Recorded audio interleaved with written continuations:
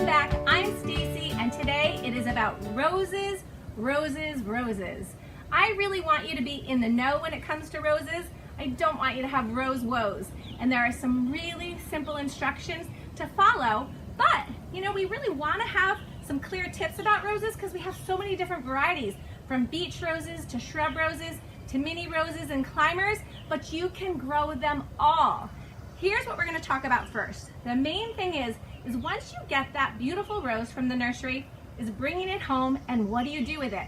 This is your planting time and establishment, and this is the most important part of getting really healthy, beautiful roses. So I'm going to give you some conventional ideas and some organic ideas. However, sometimes a mix of both is perfect for a rose.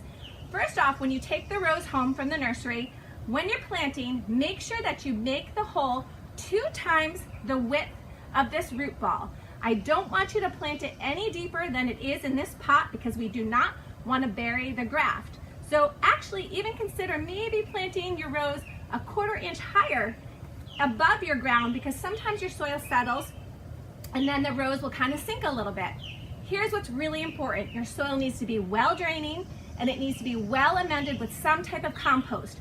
We have a conventional type of compost, this premium planting mix, which is wonderful because it's compost and peat moss and really lightens up the soil. But also what is really important is to give it some fertilizer, in particular something like this Jump Start, which is a really great root stimulant that'll push the growth on those roots of those roses really, really fast. So that is really, really important. If you're gonna go more to the organic side, I love this product. This is Soilution. Everything but the kitchen sink in this compost. The same thing, you're just going to amend this compost into your existing soil, and you could combine it with a wonderful starter fertilizer that is organic called Root Boost, which I also love. Both of these methods, and even a mix of either of them, would do wonderfully for your roses.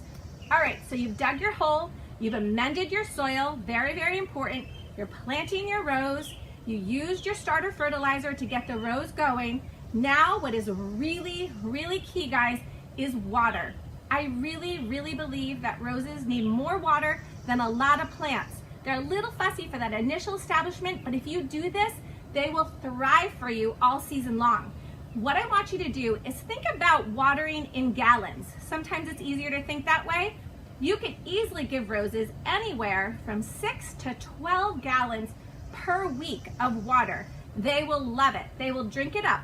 Make sure your soil isn't soggy, but it does need to feel evenly damp all the time when establishing roses. Think about a rule of 3, 3 weeks, 3 times a week for watering. 3's a charm. That is a perfect way to water your roses. It's very, very important. So those are some really important tips for establishing your roses when you take these beautiful plants home. Now we're going to move on to continued care.